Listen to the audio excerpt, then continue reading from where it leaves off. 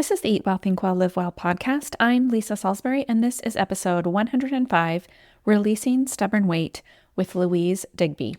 If you are wondering why your methods for dropping weight in your 20s aren't working in your 40s, this episode is for you.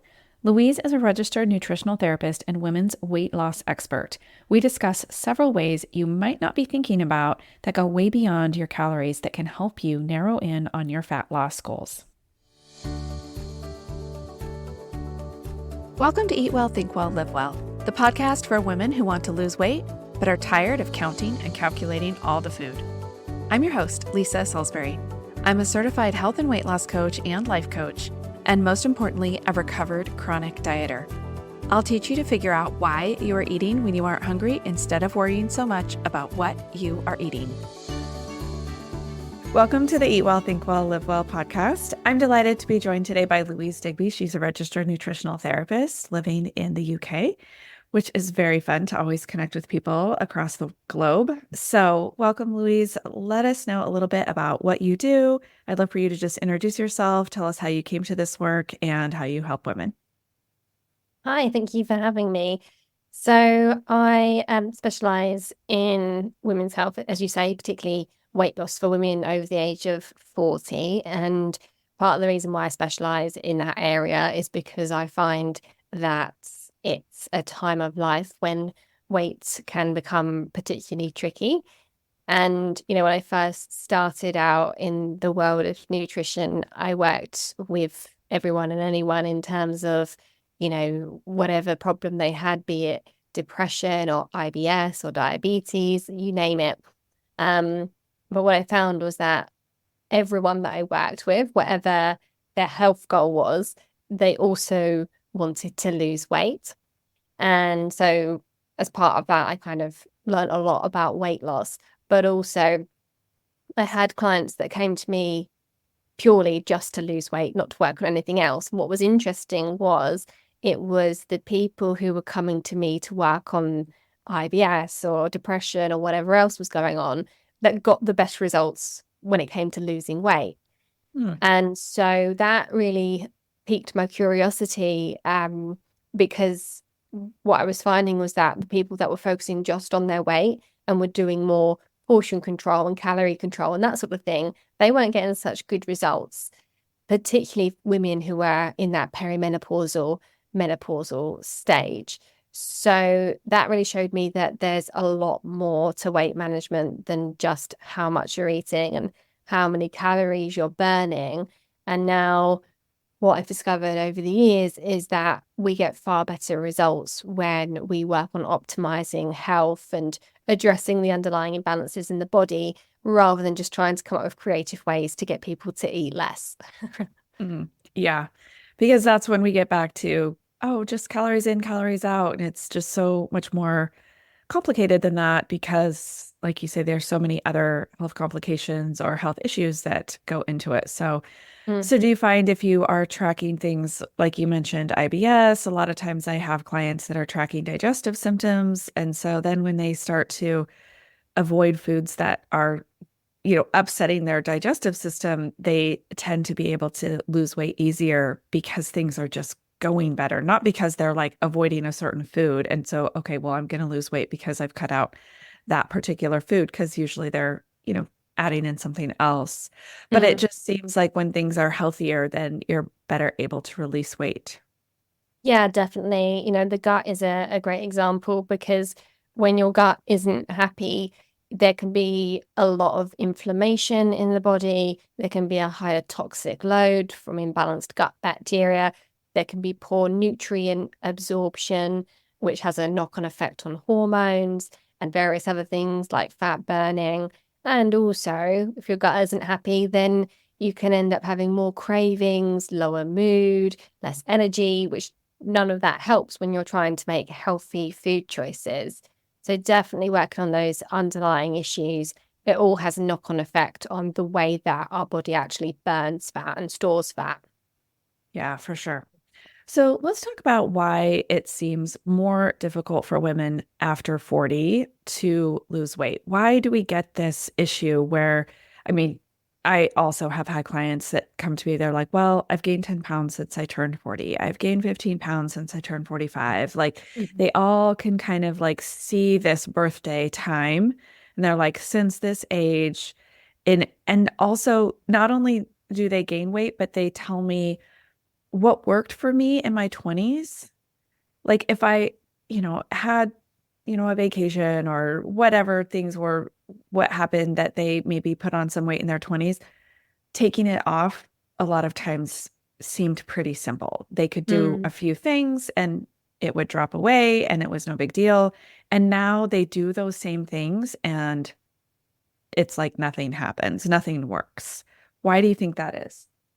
Yeah, I have women come to me every single day who have had that exact experience, and they say that, the diets they used to work aren't working anymore. They used to just cut back a little bit and the weight would come off, and now that isn't working. And in fact, they're now doing more than ever, working out more than ever, cutting back more than ever, and actually gaining weight rather than losing weight in many cases. And as to why that happens, there's kind of a double whammy. There's two big things that happen. One is that after the age of 35, we start to lose muscle mass if we're not taking steps to maintain it. And that's a big deal because your muscle is metabolically active. So, what that means is that even if you're not moving, not working out, if you're sleeping, you're still burning calories. And the more muscle you have, the more you're burning at rest. So when we start losing muscle, essentially our metabolism or our metabolic rate is decreasing. So that means that we can eat less and still maintain our weight. So that's a big thing that happens. And that's linked in with the other big thing that happens, which is the change in our hormones. So again, after around the age of 35, we start seeing a gradual decline in our sex hormones, the estrogens, the progesterones, and in many cases for women, the testosterones as well. And this is a totally normal thing that happens. It's a natural decline in hormones over the course of about 15 years up till menopause.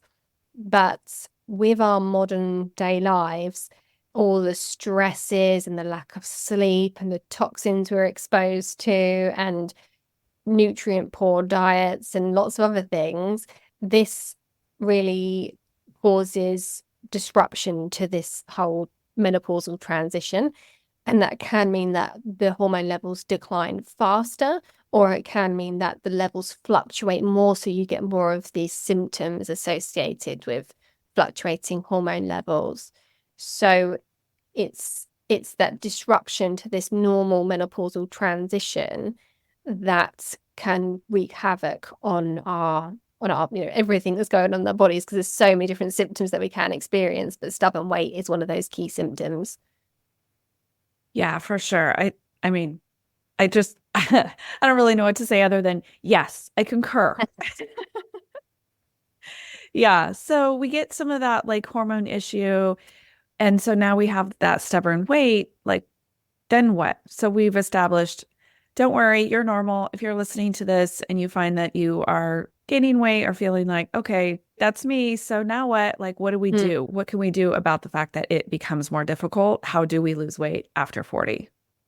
The first thing to acknowledge is that the problem isn't usually overeating or under exercising.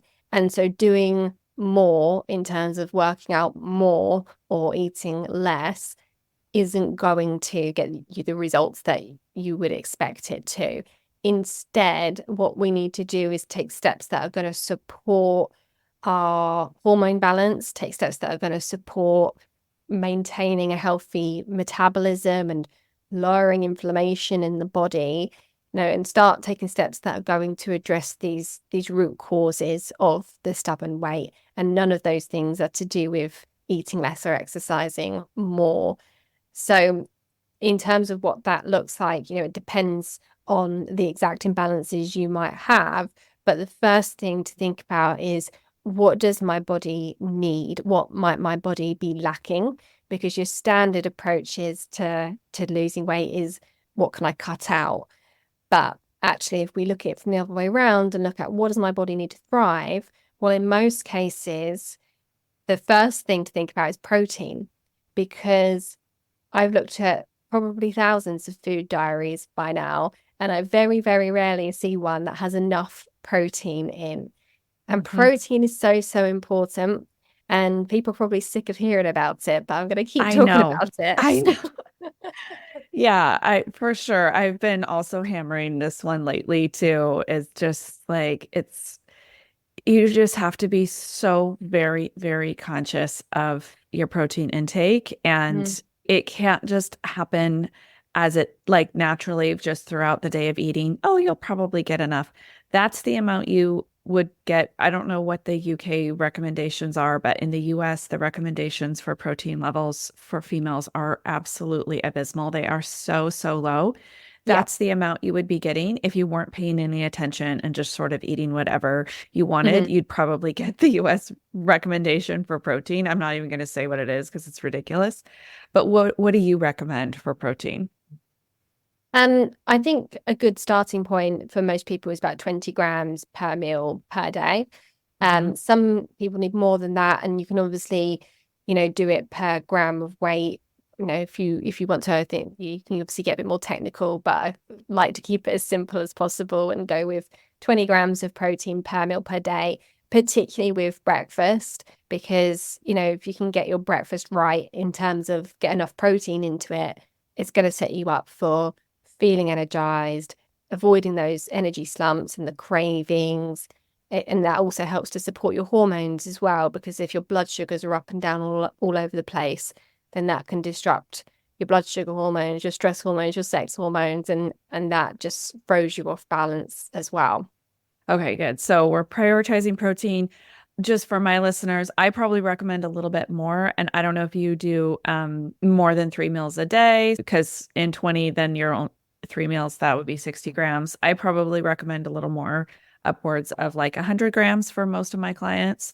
Mm, But it depends on if you're doing snacks with those 20 grams per meal as well. So I don't know what your mm. total is for the day, but I think there's lots of great recommendations and you have to try it out.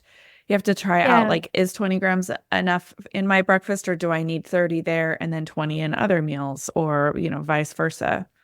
Yeah, as I say, I find 20 grams a good starting point. Mm, Um, Partly because it's often such a big jump from where people are to that's begin true. with, Yeah, and yeah. then getting people used to that and then building on that. I think is what tends to work well with my clients. And yeah, oftentimes people do need more than that. So you got to listen to your body and see what works for you. I'm glad you brought up breakfast because I for sure notice that if I sort of slack on my breakfast or if I eat, my kids want me to make pancakes or something, and I'm like, oh, I'll just eat pancakes with them. And so it tends, it's not a higher protein. I definitely have more cravings later in the day. Or Mm, if I wait too long to eat breakfast, if I'm busy and just, don't get to it, and I eat much, much later in the day for my first meal, I feel like I just can never catch up with like missing that protein in the morning. So, mhm. yeah, I think it really does help to have a good start with that protein in the morning. Okay, so that's number one. What else? So making sure that the foods that you're eating are nutrient dense, because I think for a lot of people, we've been conditioned to choose the lowest calorie options, the sort of quote unquote lightest options. And unfortunately, with low calorie, with light options, tends to come very nutrient poor foods. But your body has a real high demand for nutrients. So when I say nutrients, I'm talking about vitamins, minerals, amino acids, antioxidants. And we need them. We need them to be able to burn fat. We need them to make hormones. We need them to repair. Um, so if we're lacking in them, then we're never going to be running as efficiently as we can in terms of burning fat and making energy and thriving as well. So trying to move away from looking at the calorie part of the label and instead thinking about, okay, how fresh is this food? What nutrients is it going to give me? Is it, rich in fat? And is it going to be like a natural plant-based fat, like from an avocado? Or is it going to be some omega-3s, like from oily fish or something like that? So, a lot of these healthier foods can be a little bit more calorific, particularly when we are talking about fats, but that's not something that we should be afraid of. And so often, there's kind of key things that I hear clients say and notice. And one of the things that many of them notice is the difference that bringing in some fat makes to their diet and, to their satiety, to their skin, and they just really enjoy having those fats back in the diet as well, because many of them have followed a low fat diet for quite a long time. I think too, when we're talking about adding in these really nutrient dense foods, and then, I can hear the listener going, but if I eat all of that, it'll be too many calories. What's going to happen is you're going to be so satiated, you're going to feel like you've had enough. You're less likely to grab the snacks in the afternoon and eat on the couch while you're watching TV. So if you look at your total overall for the day, not that not that we're back to like counting calories, but energy balance does matter. And that's what happens is you end up being, like I said, when we're eating, like when I'm doing like a higher protein breakfast, I tend to have less sugar cravings. So then I'm eating less later. And I think Mhm. that's what really makes such a difference on getting these really nutrient dense, excellent fats, all of that nutrition in that we end up not wanting to snack because we Mm. weren't satisfied at mealtime. Do you find that to be true? Definitely, 100%. I think our bodies are incredibly good at regulating our food intake and our appetites when they're getting what they need. And then when you're eating nutrient poor foods and you're not getting enough protein, getting enough nutrients in, getting enough fats in, your body is still hungry. Even if you're getting in the calories, your body is hungry for those nutrients, particularly protein.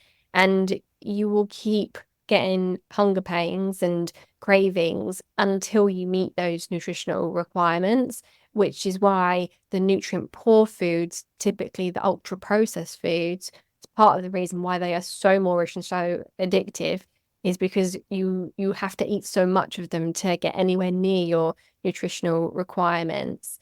So yes, if you start with focusing on what your body needs, protein, nutrients, fats, you will feel less hungry later on. You'll have fewer cravings and you'll just feel more satisfied from your food, and you'll be less likely to eat to the point of discomfort. Because I find with those more nutrient poor foods, it's very easy to overconsume them because you kind of don't get that satiety signal. And then you find yourself feeling really uncomfortable because you've eaten too much in one go.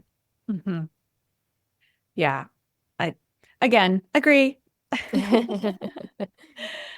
It's fun to talk to someone that's like-minded and just really help people understand like we're not the only ones. Mm, There's so many people, as much as you see like the crazy advice on Instagram and other social media and stuff, like there are just people out here saying like actually just eat nutrient dense foods. Like it's not that complicated.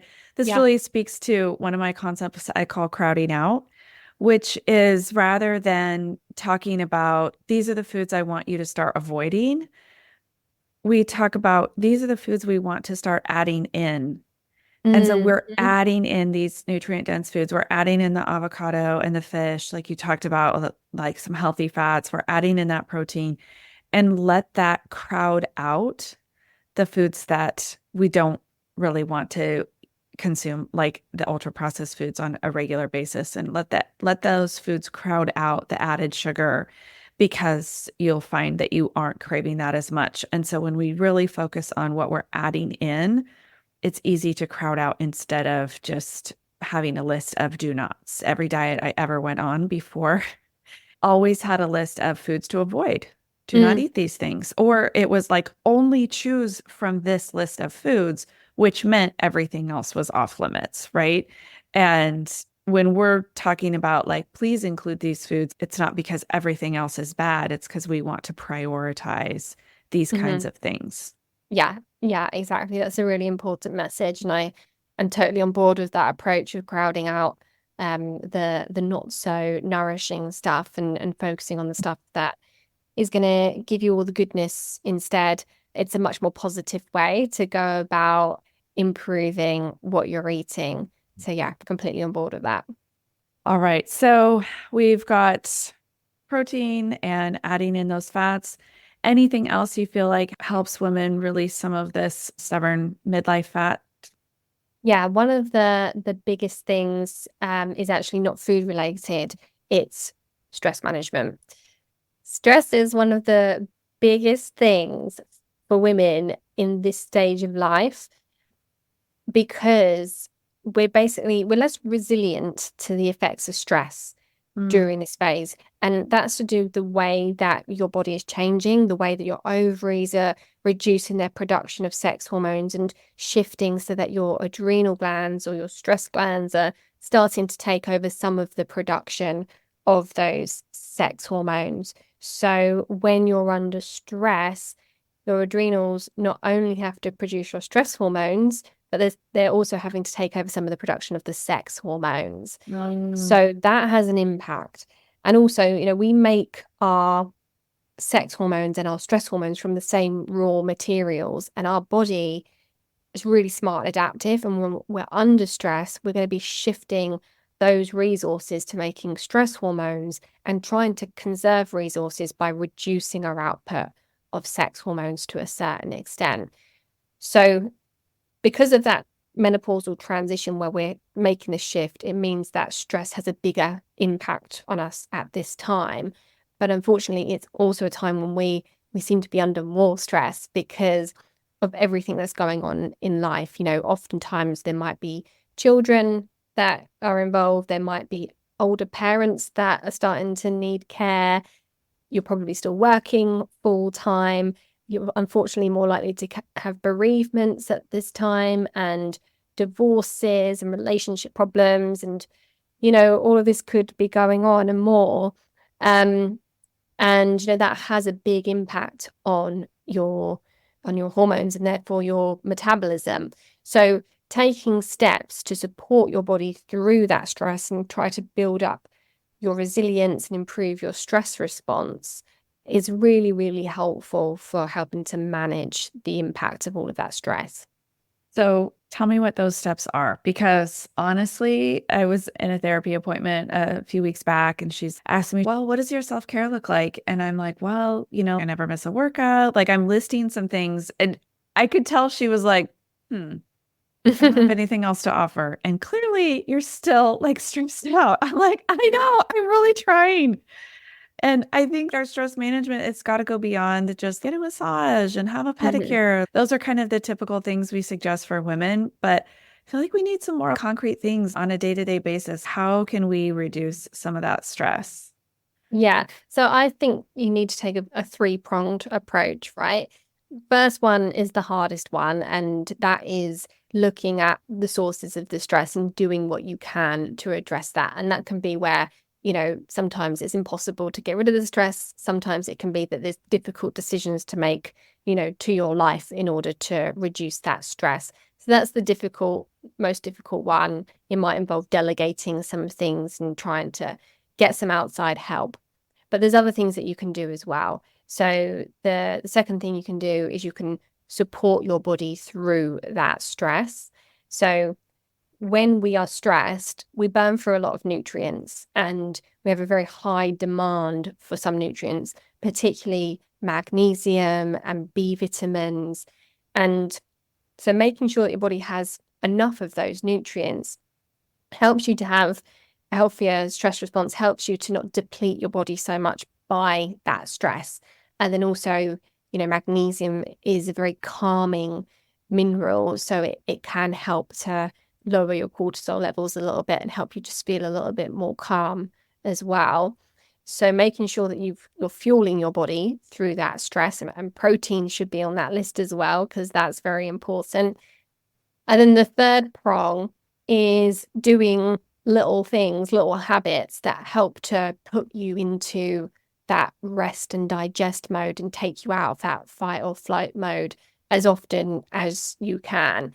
And those don't need to be big things. They could be really simple things like doing a couple of minutes of deep belly breathing, whenever you can, at least daily. But, if you can do it multiple times daily, then great. And it's something that you can do wherever you are, at your desk, sitting in traffic, when you're just about to sit down and eat your dinner or whatever it might be. So simple things like that. And, other things like singing have been shown to help to put you into the rest and digest mode by stimulating your vocal cords, which stimulates your vagus nerve. And, on the same theme, humming does the same thing. So if you're not much of a singer, then you can do some humming instead. Cold showers or cold plunges Oh can no. also do that.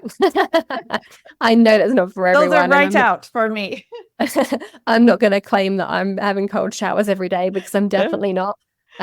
But it's something that a lot of it always surprises me how many people, I run a 5-day challenge, and one of my recommendations as part of that is to do something that gets you into rest and digest. And it always amazes me how many of the women opt for the cold plunge or the cold shower and really get a lot out of it. So yeah, don't knock it till you tried it. But there's a cold plunge at my gym, and I got in that thing and I thought, there is no way. Oh, it was horrible. It was so horrible. Yeah, not for everyone, Yeah, I absolutely. know that I know you have to like build up resilience, and Yeah. I do have a friend that's like, it absolutely does help her feel better throughout the day. So yeah, Mm. and I mean that's just anecdotal, like one friend. But interestingly, I know that there's a couple of weight loss studies on it, and it's only been successful in men. So just Mm. in case you've seen those, be sure to read the fine print of who it worked Hmm. for. So don't expect it to work specifically for weight loss, but Yeah. it does make a big difference on stress. Yeah, I know it works. Mm. I'm sorry. I'm just a person who's kind of always cold, which is lame. I Yeah. live in California. Like I really should be fine. Yeah, no, I Anyway, totally get it. If you're someone who's always cold, then the thought of getting into a cold plunge, there's nothing worse. That's how I feel in the winter, but in the summer I'm a bit braver.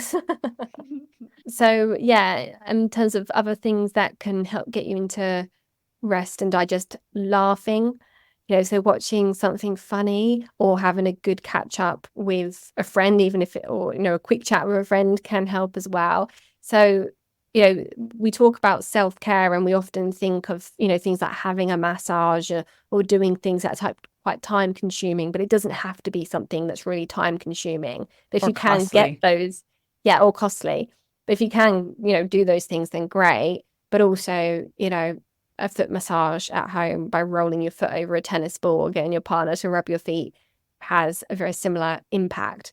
So little things like that you can build into your day consistently are going to have a bigger impact probably than going for a massage once a month. Perfect. Yeah. Thinking about the day-to-day things rather than the big, you know, I have to wait Mm. all week for this appointment and that sort of thing. Yeah. Hmm. Perfect. Hmm. Speak a little bit more, if you could, about, you mentioned at one point, belly breathing. I think that that is one of those things that's so overlooked, is some of the breathing techniques. Are you able to speak a little bit about some of those things for stress reduction? Mm. Well, it's something that, it doesn't have to be a complicated thing. Really, when we most of us are breathing, particularly when we're stressed, we're often shallow breathing. We're breathing almost like panting, Mm. and basically breathing into our chest, into our upper chest and throat. But what we want to be doing as much as we can is taking proper deep belly breaths. So where when we breathe in, we're feeling our belly rise and fall rather than just our chest going up and down. And by doing that, it helps to stimulate your diaphragm, and that in turn stimulates your vagus nerve, which is a massive nerve that runs through your body. And stimulating that helps to, lower your cortisol levels and get you into that rest and digest mode. There's different ways that you can do this type of breathing. There's loads of different techniques. And the simplest form is just to breathe in and out slowly. There's ones where you can do like box breathing, where you breathe in for 4, hold for 4, breathe out for 4, hold for 4, and all sorts of different varieties of styles. And I think it's worth trying a few different ones, because different ones, people prefer different ones basically. But, there's also apps that you can use to help you with it. Now, I've got an ancient Fitbit, and it's probably about 8 years old now, but it still has like a breathing thing on there where it's just basically a circle that gets bigger and smaller, and you breathe out with that. And there'll be all sorts of apps that you can use, like Calm, Headspace, and I'm sure other apps as well, which you can just follow along to help you just do some breathing. And if you focus your thoughts on your breath, and try not to allow yourself to think about too many other things, and keep bringing your thoughts back to your breath, then it's like a form of meditation as well. I think it's so important to really remember that these types of tools are available to us anytime, anywhere. Hmm. I love those kinds of tools where you can just use them when you're driving or just when you're cooking, like just all along throughout your day. I find that to be helpful. Like my clients know I teach like a hunger scale, which instead of counting calories, it's a tool that's available to you no matter where you're eating. You can always check in with your hunger scale. And I think this like breathing is kind of the same thing with stress. This is something that's always available to you. You can do it wherever, whenever. So I just think it's important to like really focus on that for a second and just say, this is important. This actually works. There is so much research on this, on Mm. the effects of the breathing and just like yoga nidra, which is just laying still and doing this breathing, which you could do Hmm. to help you go to sleep or just take a break in the middle of the day. If you don't have time for a nap, even just a few minutes laying down and doing this non-sleep deep rest kind of thing is so helpful. Mm. So, anything else in our lifestyle that we can do that doesn't look like a diet, but that also helps us release some of this weight? Any last tips there? Yeah, I think another area that is massively overlooked and hasn't really got much to do with diet is toxic load. Mm, And we are exposed to toxins constantly. And I think the word toxin has been one that has been bandied about a lot. And so it's kind of lost its impact almost. But hmm. toxins are a real thing.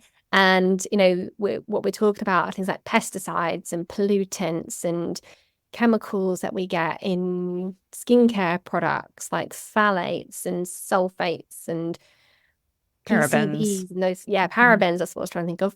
And there's all sorts of things that we are exposed to, and your body has to process it. Your body has to eliminate it because these are damaging. And the part of the problem with them when it comes to weight management and hormones is that a lot of these toxins are estrogen mimicking. So they're very, very similar in chemical structure to our own estrogens. And that's a problem because they can disrupt your estrogens, they can bind to your estrogen receptors on your cells and kind of get in the way of your own estrogen doing its job.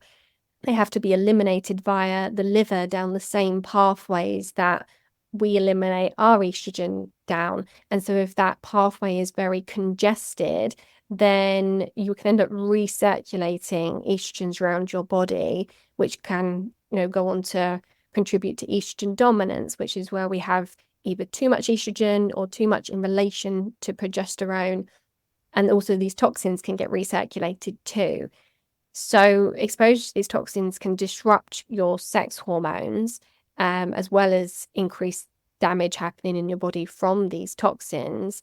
And one of the ways that your body can protect itself from this high toxic load, because it's so smart and adaptive, is your body can basically store away those toxins in your fat and essentially stop fat burning from happening to help prevent the release of those toxins back into circulation, or even upregulate your fat storage to sweep away those toxins out of circulation and lock them away in fat, which is much more safe for your body. So sometimes when we're struggling with stubborn weight, it could be because we have a really high load that we're exposed to of all these various different toxins. I think one of the easiest ways that I have reduced this is in those personal care products, the parabens and the phthalates. And I kind of started years ago with stopping the use of sulfates on my hair because I started following the curly girl method literally Mm. like 16 years ago with the first book that came out from that. Like people on TikTok don't know that it was originally a book. Because that's what we did back in the day before there was TikTok. We read the books. Anyway, I'm just saying I started with that and then just slowly replaced my products. And all this means is the next time you buy lotion, buy the one that's paraben free. Yeah, exactly. I did not go into my cabinet and be like, all right, sweep it all out. I just was like, the next time. And then as I discovered, oh, this brand does not avoid that. And I remember even emailing a brand one time, like, what's the deal with it? Like, am I right on this kind of thing? And they're like, we haven't found any research that shows that these, and I was just like, okay, well, that's fine. That's good to know that you do use them. I will not be using that brand anymore. It's not a Mm. big deal. I'm not mad about it. I'm not mad that I used it in the past, but just slowly replace those personal care products. So I find that to be one easy way. And the other thing that I have done is for years I have used a fragrance-free and color-free, all of that laundry detergent, Hmm. and then switch to dryer balls in the dryer. So we're Yeah. not using softeners or anything like that. So really keep your clothes also from Mm. having a lot of those chemicals because the fragrances are where a lot of that comes from as well, right? Yes. Yeah. Fragrances are a big one. And it's interesting because I switched, my laundry powders and softeners a long time ago, and you very quickly get used to, your clothes not having a really strong perfume smell. And I went Hmm. round someone's the other day, they'd just done their laundry, and I was sneezing, my nose was stinging, like it was so strong, and they couldn't even really smell it.